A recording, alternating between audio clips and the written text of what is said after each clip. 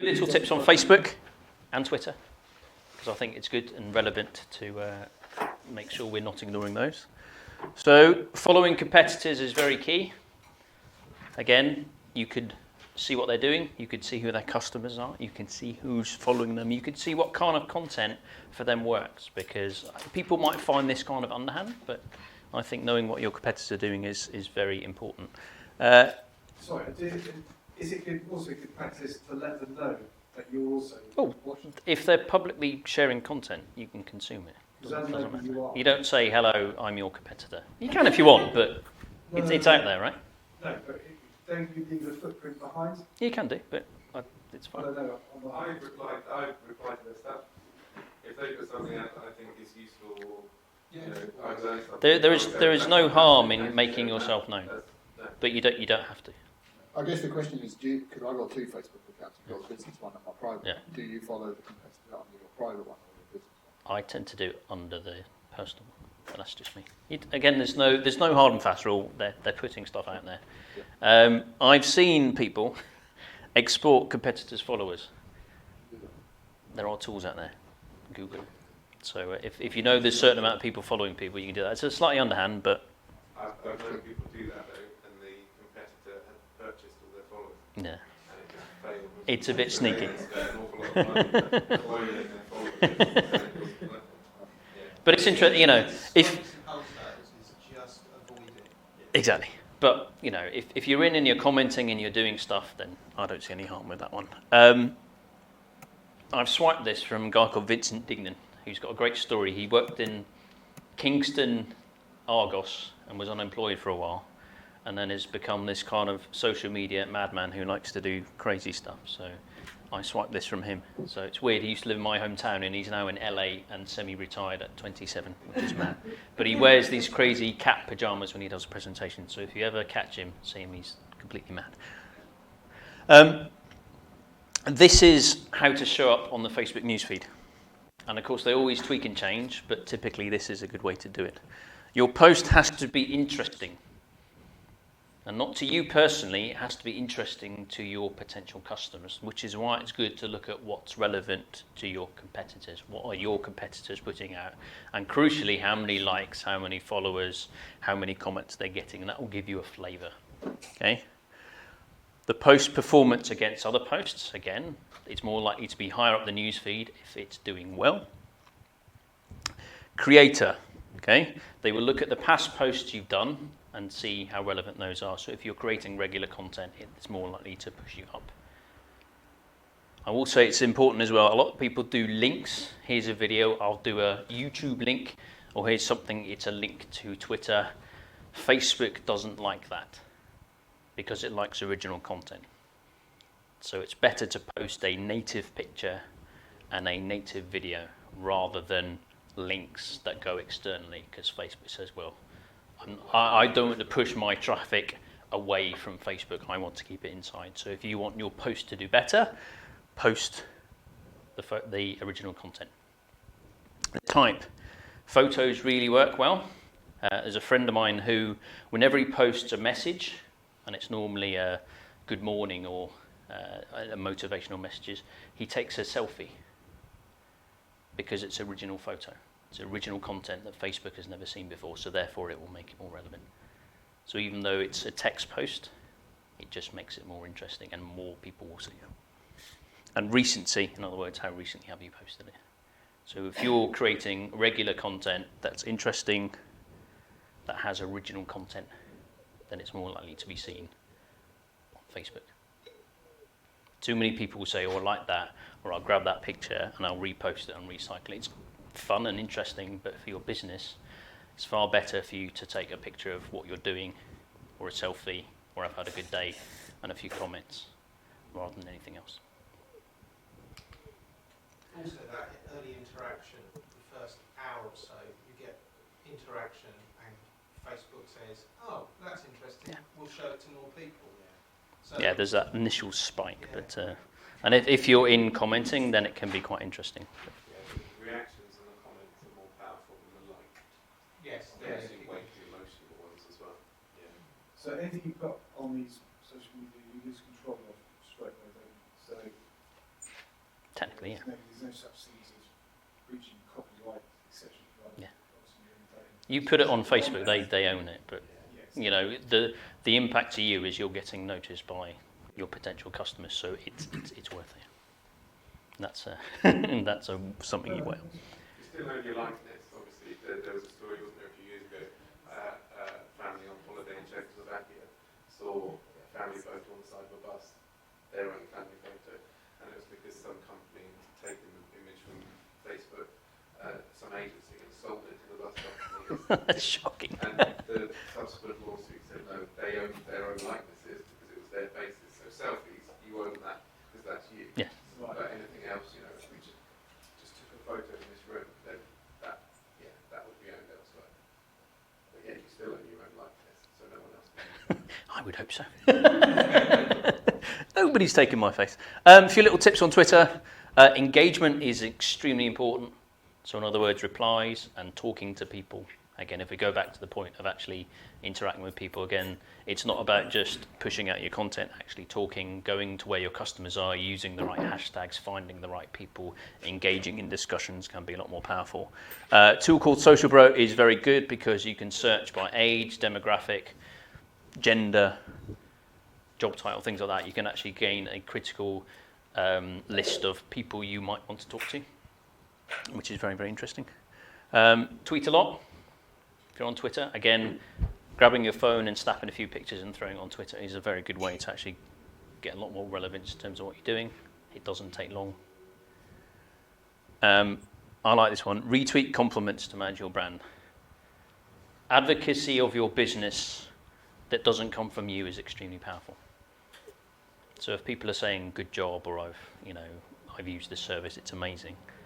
If you're putting that online, it can be extremely powerful.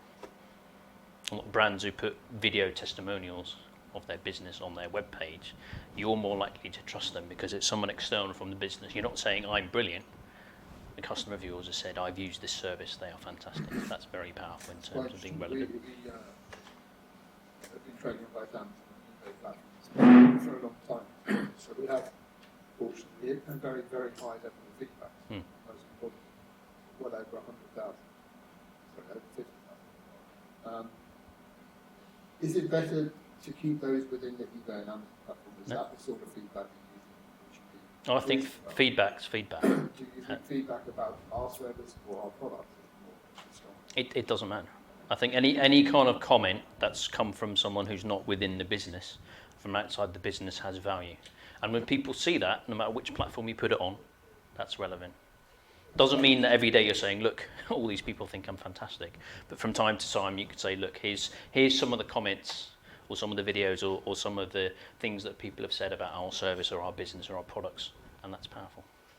Okay. So I would once a week or something, just put something out there. If it's recent and relevant, fantastic. But even if it's really old, put it out there. We've almost done the reverse, which is embarrassing. That we've only retweeted negative feedback. And put the story as to what we've done about. Yeah, well, that's fine as long as you have the recourse about what you've done. Right? We're shit at social marketing, but we're not. Absolutely. I think that's equally powerful as doing good feedback. If someone sees that you made a mistake and you fixed it, that's even better.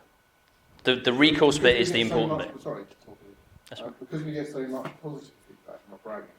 We felt that there was more value in the negative feedback and what we did about the negative feedback. But I think I might be wrong.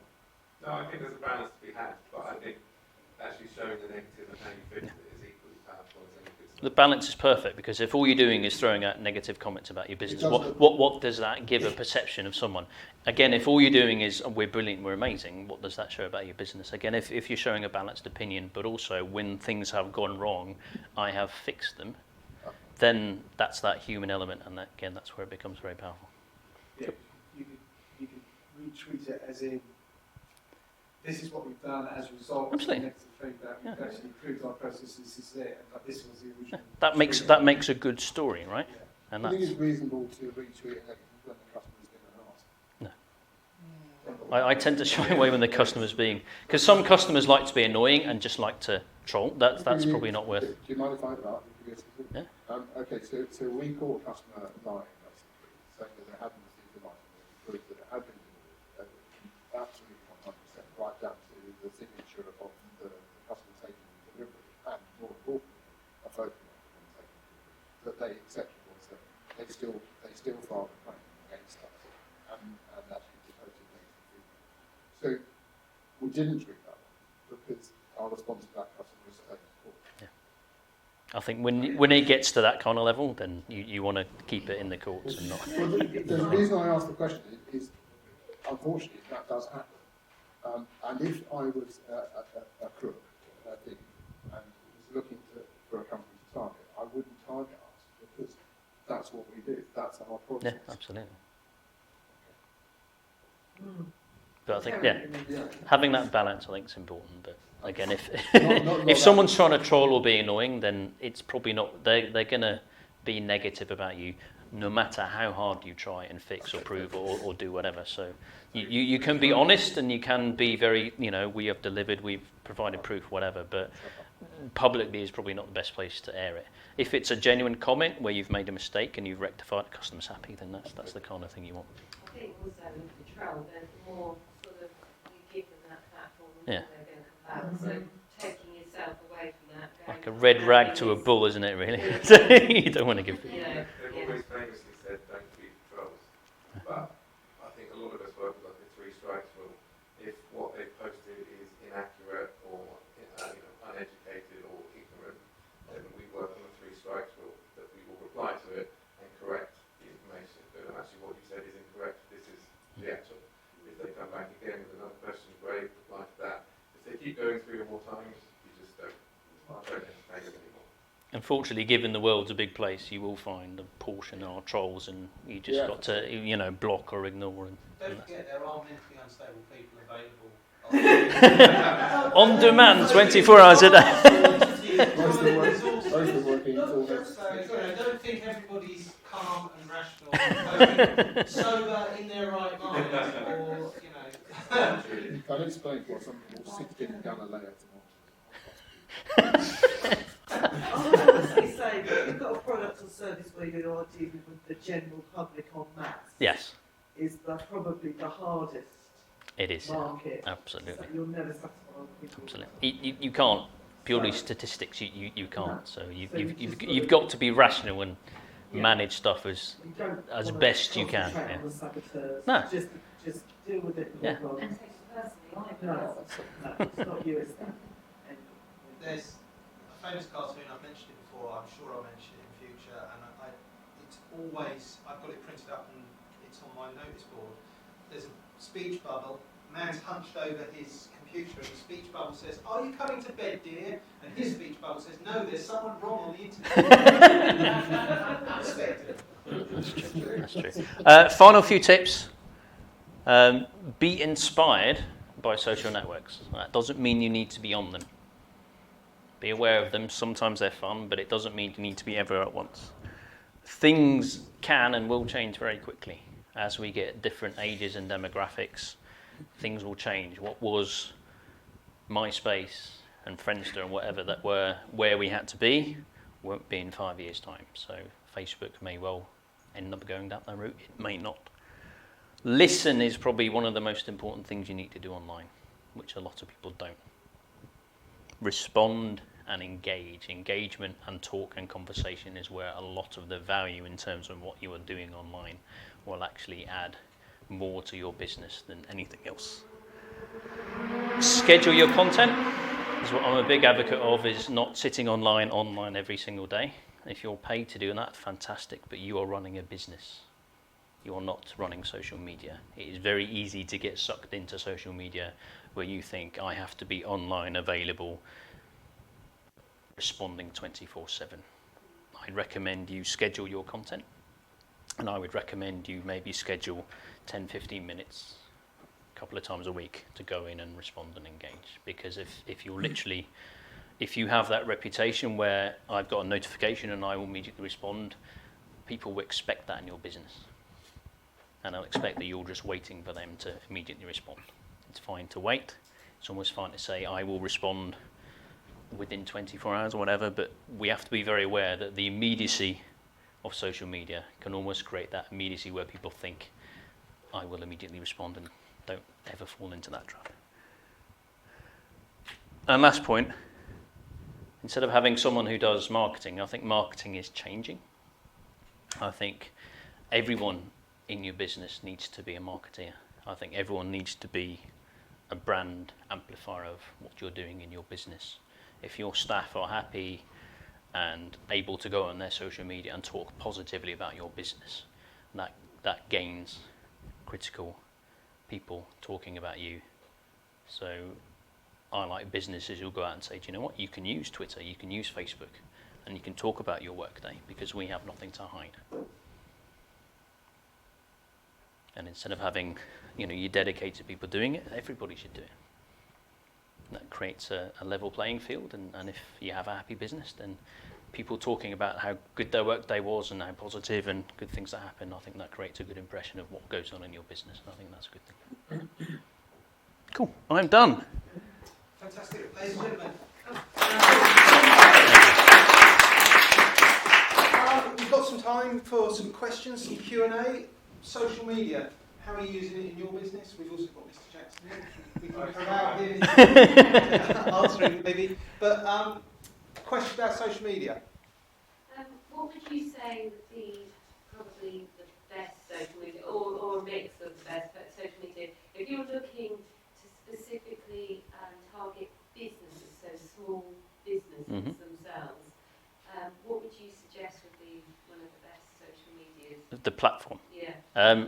I'm particularly a big fan of LinkedIn at the moment. I think they're making some interesting moves. They've kind of taken a feather out of Facebook's cap. But if you think about it,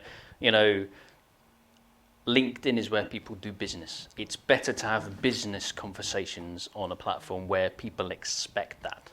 If you're on something else, it's less likely. It's okay. A lot of people I know will, go to LinkedIn and find the decision maker and then go on to Twitter and try and engage with conversation there. But it's a bit more of a longer tail to do that. So if you're after businesses, use something like LinkedIn. Where I'm going to target LinkedIn and then subsequently maybe have two or something like that.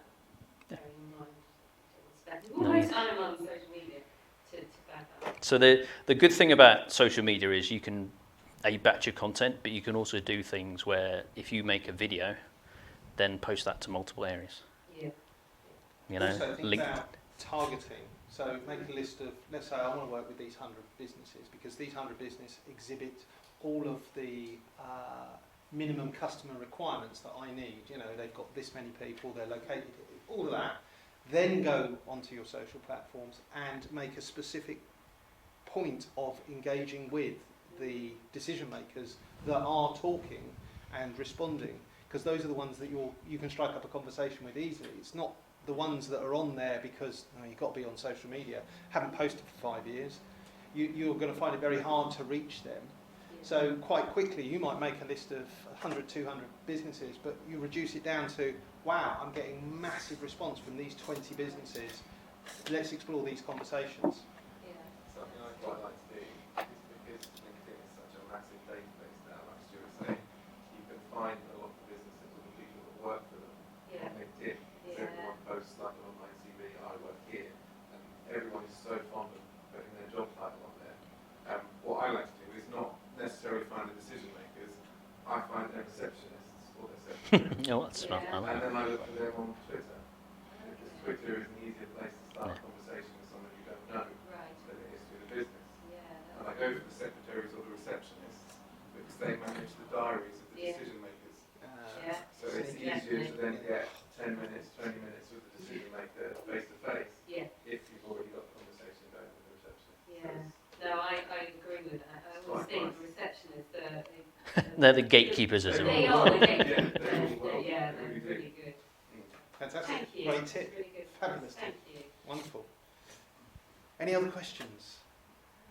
Yes. Any tips to, help with the feeling of being overwhelmed with social media? Because obviously it's so exciting, all these Yes. avenues, but like you said, you feel like you've got to be on them all, but is there a way of managing that you can be present, Yes. but not taking over your I would turn all your notifications off, Okay, because it's tempting to be pinged and you kind of feel like you're important. Oh, someone wants to talk. Just don't do that. And schedule your time. okay, so Put that in your diary Yeah. and say, look, between 10 and 10:30, yeah, however many times a week you want to do it, every day or a couple of times a week. yeah, Then you can go in and you can just be all in. okay. There's a big myth that we're all multitasking beings. We're not. Yeah. We can't do it.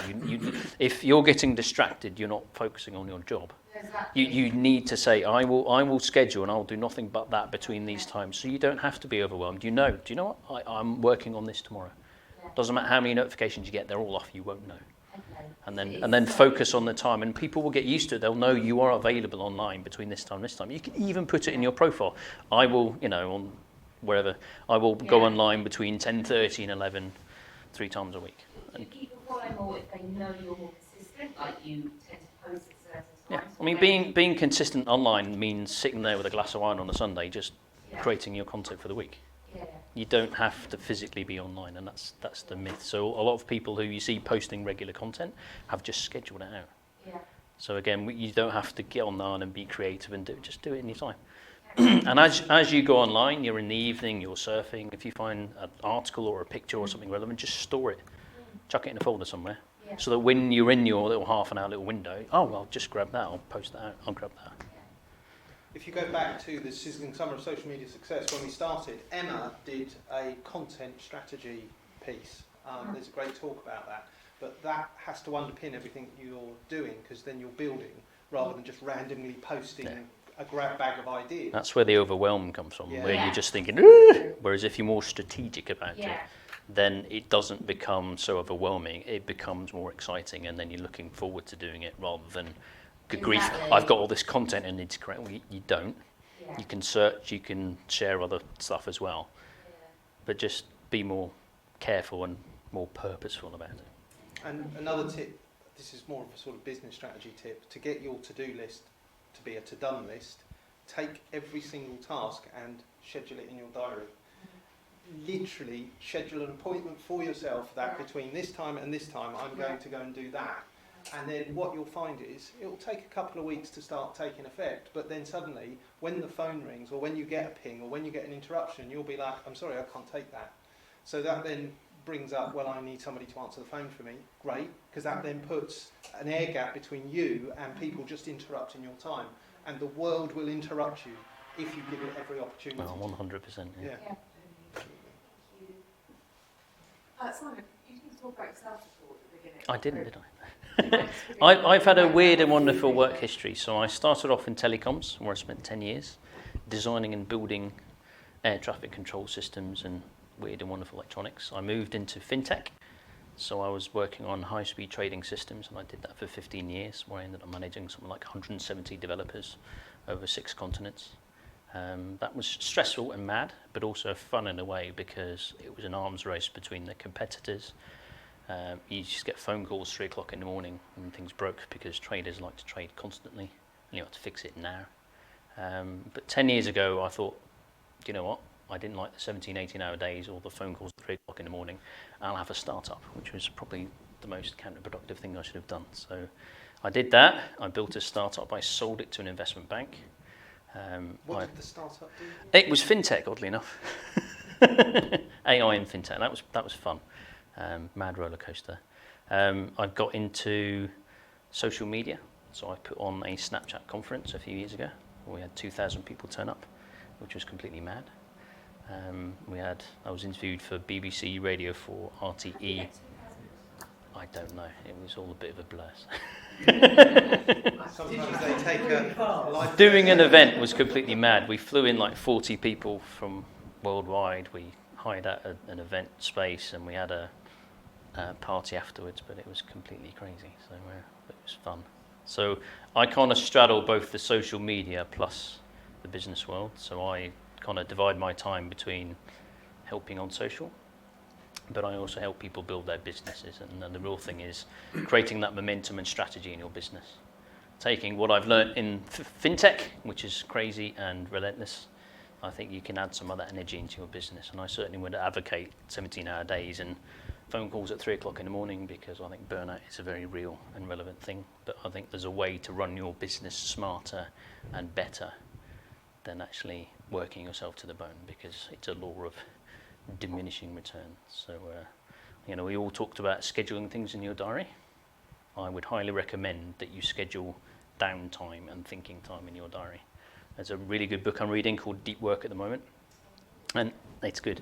So they're saying what we're doing now in this world, where we're constantly bothered by phone calls, emails, notifications, family, friends, work, whatever it is, your boss banging on the door, you're not able to get down into that deep level of concentration, and you're kind of shallow. And they're saying that's a problem, because without properly concentrating on something, you're not doing the best work you can. And if you're not doing the best work you can, then you shouldn't really be doing it. So you should be turning everything off, focusing on that task, getting that done to the best of your ability, then moving on. And they're saying the future's actually bright, because even though we've got things like AI and social media and things like that, we think the future's scary. It's not. What people will value more is that ability to concentrate and that ability to be creative. And that takes you often stopping doing everything, stepping out and going for a walk. I tend to walk in forests and by rivers and just sit there. And often the issues that I've had problems with, I'll go back to my desk and I've solved it without even seemingly thinking about it. So we don't have to be relentless and crazy. And I think this kind of myth of hard work and hustle is rubbish. I think actually stopping and taking a deep breath is more beneficial to you and your business than anything else. There you go. You didn't mention tweet chats. Oh yes. See, I do all those. I met Matt on a tweet chat that I kind of inherited. It's called Engagers, ENGAGORS. So the ORS stands for open, random, and supportive, which is basically how we should be online. If you're open online, it's much more, relevant to what you're doing. Instead of being closed, you want to be open, right? If you're random, because, especially if it's something like Twitter, there's all sorts of weird and wonderful stuff out there. A lot of people like Twitter to a pub, where it's kind of a bit crazy. And supportive, because what you want to do is you want to help your fellow man. So in this tweet chat, I've got no agenda, there's no sales. We have people from all over the world. This is how I met this gentleman, who I've never met until today, even though I've known him for 4 years. We have people from India, we have people from... Twitter, we have. So, it's Talk for another day. Yeah, that's It's just next good week's fun. talk. That's the 9 PM slot. Is that after the glow sticks and the dancing? Oh, I'm confusing. That is a completely different thing. We won't get into that. And the whole point around the Twitter chat is to go in and have a chat where there's an hour window. It's on Thursdays at 1 o'clock, where people just go in and chat. AM or PM? PM. On the hashtag. On the hashtag. And you're very welcome. It's good fun. And we sometimes have guests. We generally I think of questions, which I find really challenging. I think of 10 questions every single week about something topical. Engagers, so it's ENGAGORS. If you search that on Twitter and you pop online on Thursday at 1 o'clock, I'm Tomorrow, gonna, 1 o'clock. it's tomorrow, isn't it? Yeah. Engage oars. Engage Oars. Who's done a Twitter chat? There you go. I would say Any of you guys had it? probably useful for small business as Yeah. well. There are things like Hampshire Hour or Surrey Chat, Yeah. those kind of things, where local businesses get together for an hour once a week. It kind of creates a little community online, so it's either around a product or a subject or an area, and it's quite interesting to get known. It's So solved a lot of problems, which No. is fantastic, really. When You we find a lot of people say, I need this, and someone will go, well, I do that, so they'll end up hiring that person because they've met them through that kind of environment. Things like that back to sort of the discipline. Because if you schedule it, that you're going to do it, you'll turn up. absolutely. But I used to join Saturday mornings, but everything's busy all the time. It is really. But I think that's the thing with everything. If you do schedule Yeah. it, and Be you do- mindful and strategic, and then Yeah, it yeah. becomes less overwhelming, and Then that's it's part of important. the Yeah. routine. I'll link to some of those resources in when we post this up. in the video post. I'll link to some of the resources that we've spoken about today to just refresh our memories as to what the various things are. Looks like for a couple of more questions. Yeah. No Yes, problem. fire away, please. So, your very first slide you put up about the demographics. Yes. Where I asked you the definition of Generation X, there's a reason behind that question.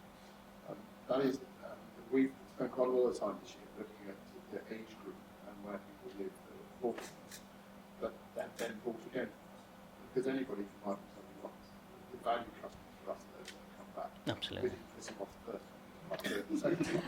first one. So this second group is the one that we studied more intently.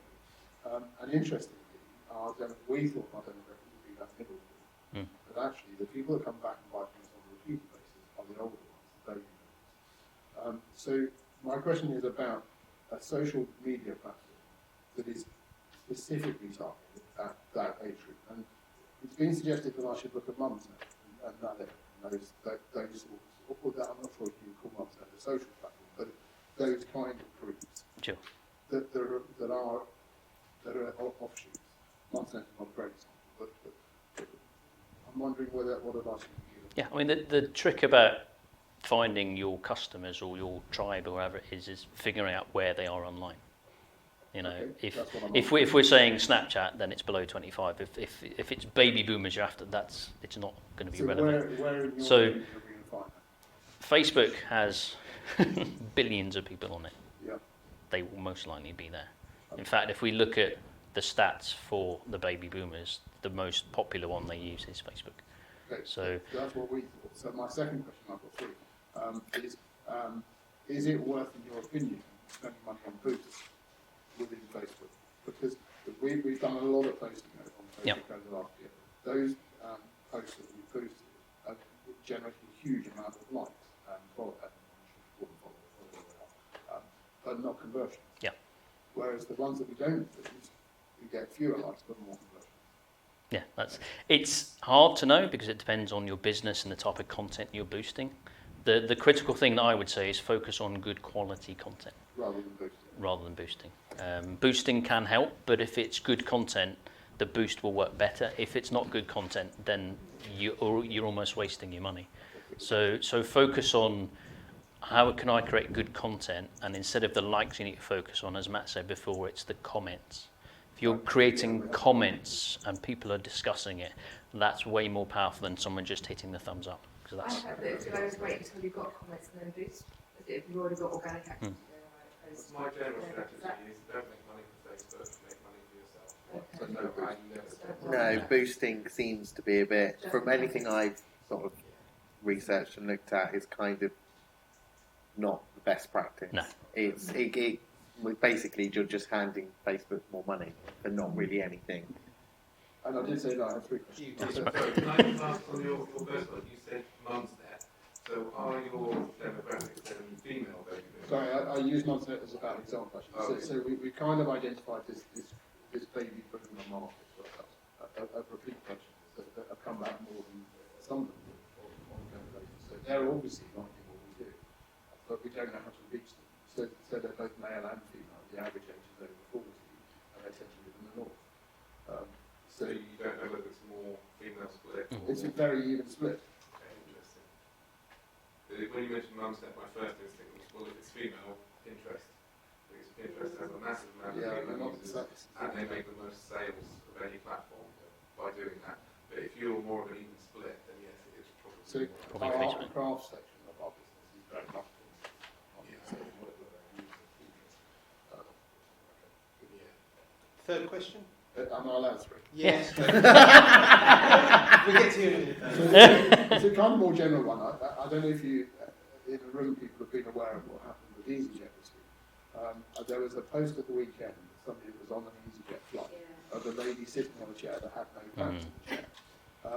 And this picture was very damning of EasyJet, for understandable reasons. Have they beaten Ryanair? The comment was, have they beaten Ryanair to introducing seats without backs? And this went enormously viral within an hour. It's still 2 hours. trending today, which is It's incredible. crazy. It is probably the best example I can think of how fast something can go viral. But the reason I raise it is EasyJet posted yesterday, maybe couple of weeks ago, I saw the EasyJet response, which is that this was this seat was damaged. The flight, so the person that posted it claimed it was mid-flight. The reality, well, I don't know whether it's true, EasyJet might be right, but their claim is that the plane was on the ground, the seat had been broken on a previous flight, and rather than take the plane out of service, they prevented everybody sitting in the chair. The lady that was photographed sat on the chair for a joke, and her son took a picture of that. So my question is, do you think the EasyJet response to this was fast enough, and what do you think they can do to prevent the damage? Yeah. Extraordinary much. It is massive because people are getting annoyed by the fact that increasingly crammed on airplanes these Because it days. felt like it could be real. When I first saw it, I Absolutely. thought, bloody hell, they've really done that. And had I not followed the story, I would be convinced today that EasyJet had used back this. So to answer your question, yes, they should have been all over it and they should have explained fully, but been honest and maybe offered to help or do anything. It's again, when a mistake happens or there's a problem, then you have to be very honest and open about how you deal with Do it. you think their response was adequate? Fast?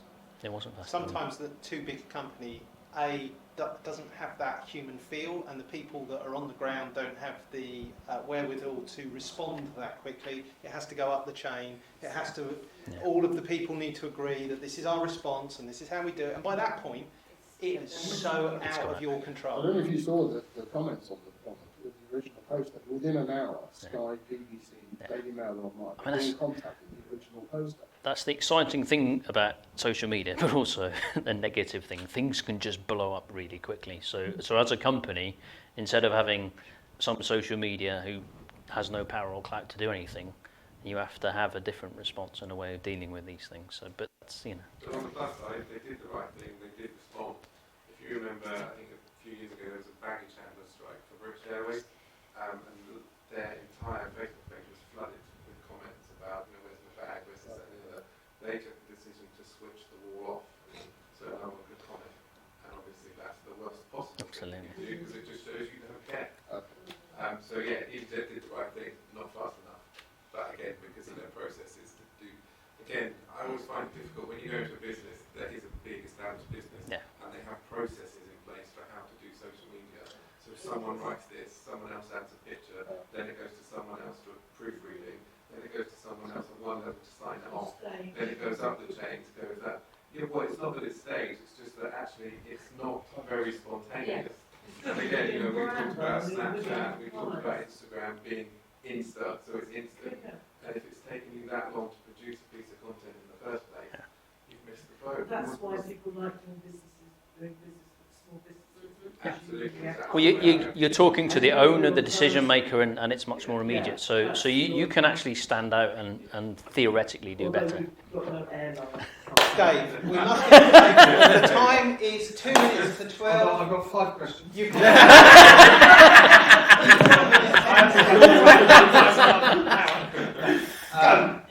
I have one serious question and one not so Okay. serious question. So do the serious one first. Using social media for recruitment. Any tips? It's difficult. I know it's difficult. It's again, try and engage a discussion around what.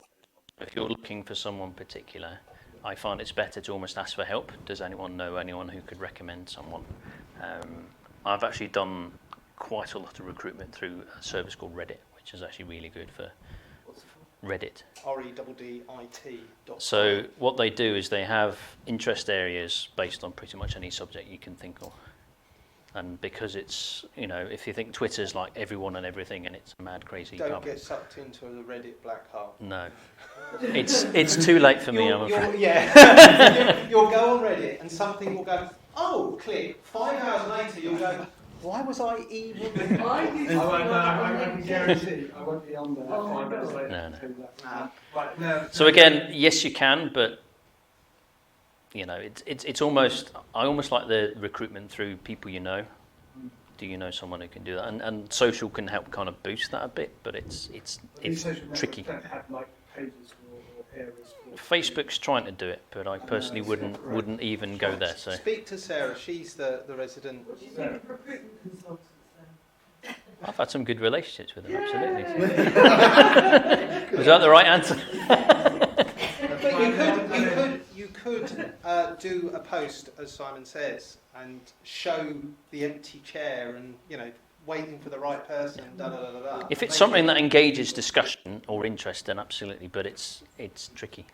You've got to market your business to somebody as a thing that would interest them. So it's like a different market that you're aiming it at.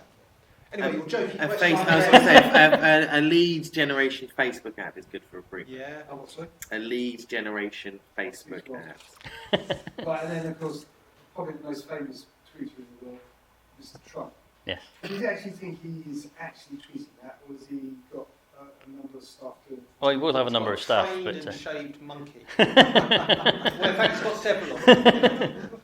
I don't know. I mean, he seems to be quite effective. I don't know. from a social point of view, he's massively effective. He knows what he's doing, but whether you agree with his policies or not, it creates ruffles, it creates impact. He knows exactly what he's doing. If you actually look at his tweets, he applies quite a well-known psychological principle to each tweet, in that each tweet will answer a question and ask a question, and then leave it open-ended. And actually, if you sort of measure 10 of his tweets at a time, 9 out of 10 of them do exactly the same thing, and they are all designed to hit this response in people, so that people do reply positively or negatively, so that it gets engagement. But profilers have been through it, and 9 out of 10 tweets are designed exactly the same way. So whilst the words are different, whilst the subject is different, it is deliberate. So he's not doing that, someone else is actually building those words. But also, what I find fascinating is the so-called leader of the free world has a Twitter chat that you can respond to. Whether he'll ever read it or respond back is neither here nor there. We almost don't know who our own politicians are, and yet somebody has put themselves out there and said, I'm the leader of the free world, here's my thoughts. And whether they're constructed or curated or whatever, what a world we live in. Absolutely. Obama set the standard. Yeah. Obama created the For a lot of first things. White House. Created the first White House Twitter account because he wanted to be open and honest. He wanted more people to be able to see the news that was coming out of the White House. And what a way to be able to respond, like, this is our official stance on this particular thing. The fact that it's transmogrified into what Mr. D. Trump is.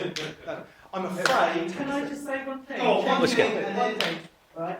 I was listening to Radio 4 yesterday, and there was a radio programme on Is This the End of Facebook? It will be repeated somewhere. It was around about 4 o'clock. It was really, really interesting. I just thought I'd put it out there. That Radio 4? Would be Radio 4. Okay. I've forgotten what it was called. And so with the billions of people on it, it's not the end of Facebook for a very long time. But no, it was, what was interesting was Facebook's response and their messaging all the time, upbeat, positive, whatever was chucked at them about whatever. It was all balanced and very much the message, but it was what they said in response. And 30,000 people dealing with whether content should be on there, whether it's suitable. They're able to check that we can for 30,000. But the whole thing was very interesting. I think that's an endless conversation. One that we can continue after we've given Mr. Simon Barry a very big round of applause. Thank you very much.